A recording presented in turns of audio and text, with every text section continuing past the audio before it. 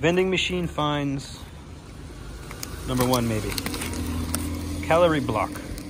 Balanced food. Looks like it's just got a few bars in it. I got the brown one. Well, this is red, and the machine looked like it was brown.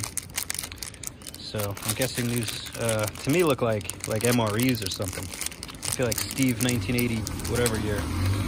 Hey, hold that other side. Oh, it's not. It's not gonna work.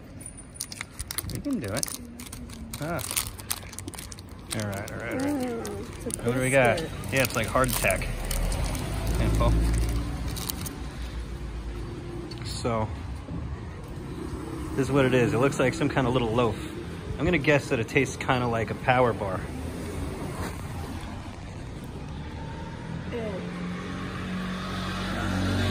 No, it's not too bad. I kind of like it.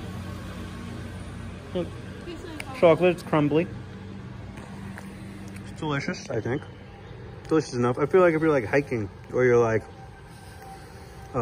been stranded for a couple weeks in the rainforest, you know, you pull this out of your boot. I feel like this would be good. Yeah, so that's Japan Okinawa vending machine experience.